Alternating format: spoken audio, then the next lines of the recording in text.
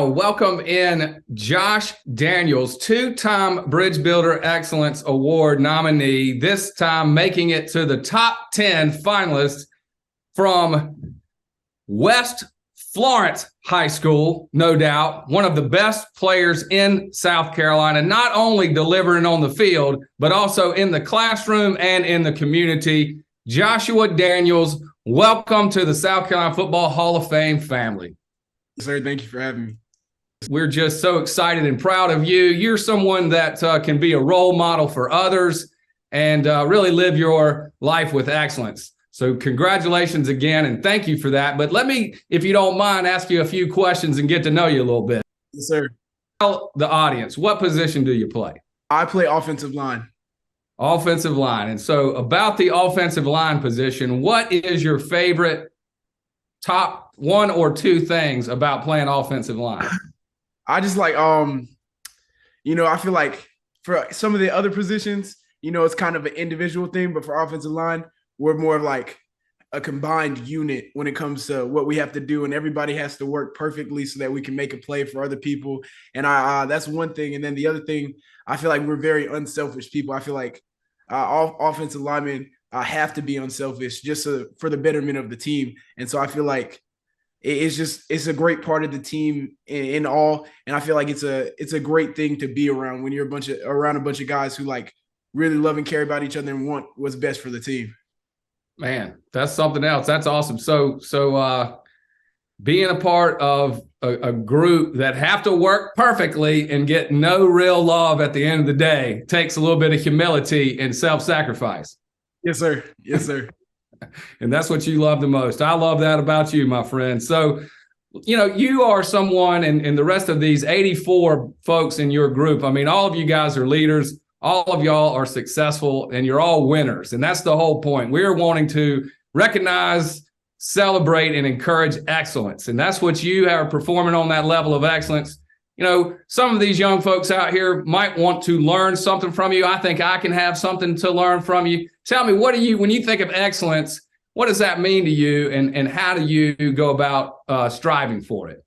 I think excellence is just preparing to be the best that you can in everything that you do, whether that's, it's small things too, whether it's like being the best at brushing your teeth in the morning, or being the best at putting on football pads and, going and make a play. I think it's really important to just strive to be the best at everything that you do, because I feel like someone is always watching and someone is always might be learning from you. So it's always great to, be the best that you can be so that you can help the people around you and help yourself at the same time.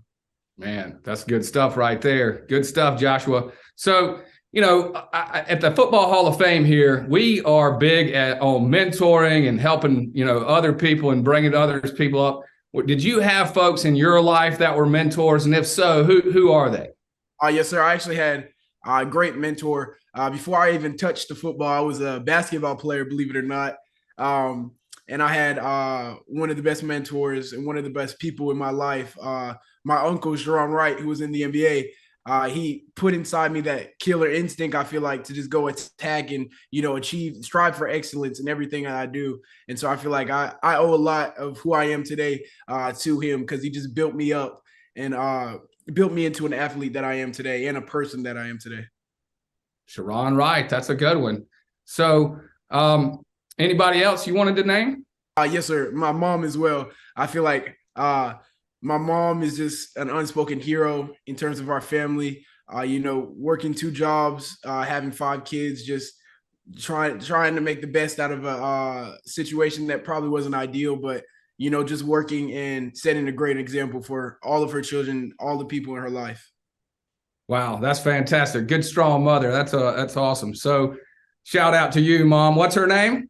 Lisa Hagbert. Lisa. Well, very good job, Lisa. And, let me ask you, Joshua Daniels, because this is all about, it's about you, but it's also about South Carolina and helping to inspire and educate, empower, and encourage excellence in all of us, so we can all be, in the top 10 in the country in college and career readiness in South Carolina by December 31st, 2030. That's what it's all about. So, some of these young folks out here, they might want to know how to be successful. So let's assume that someone comes to see you and they say, listen, I'm going to be a ninth grader at West Florence High School next year. What advice would you give to me so I could be successful like you? Yes, sir. I feel like Coach Generette says this a lot, but just buy in. Go with everything that's happening. Just learn as much as you can. Just absorb all the information and everything around you. Focus on your classroom, your freshman year, everything, and just, focus on what you need to do before you even think about picking up a football. Focus on your school, focus on being a better brother, son, focus on being a better human being. And then I promise you, it will catch up to you when it comes to sports and academics or anything like that. That sounds like some really good advice right there. So Joshua Daniels, we like to say that you guys are kind of like young proteges of Levon Kirkand. He's one of the former leaders and a great football leader from South Carolina. We obviously think a lot of Levon. And so if you want to ask Levon a question, how about fire it up? Ask Levon anything you want, and he's going to give you that answer. Yes, sir. Mr. Kirkland. This is a good question. Well, I want to know what the difference in high school was like when you played for Lamar. I'm pretty sure Lamar. When you played for Lamar, what was it like getting recruited and everything at a different age with no social media, no Twitter, nothing? What was it like? Like, what was your recruitment process like and all that? Just no social media age, because I feel like it's a lot different. And I've heard some stories, but I'd like to know yours. Hey, Josh, how you doing? I think that's a unique question. I have a funny story about when I was recruited to Darius today. When I got the day I was supposed to sign my letter with Clemson, it was at the library of my high school, Lamar. But it wasn't really a hat ceremony or anything like that. It wasn't anything like that.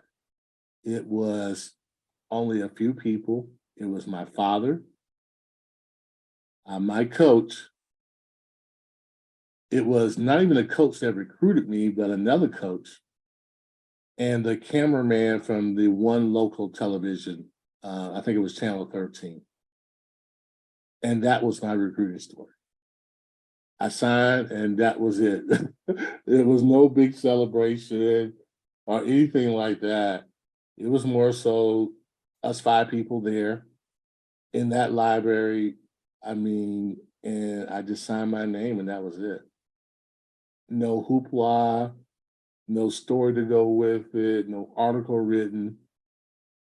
I think I was on local television that night, only on that one channel. And that's how different recruiting is now than what it was beforehand. I think that, pursuing a student, I think that's kind of the same. You do your due diligence as a coach to recruit guys and you try to pursue them. But I just had that little bit of a crowd on my day I signed my letter. So that was the difference in a nutshell back in 1987 to the present day.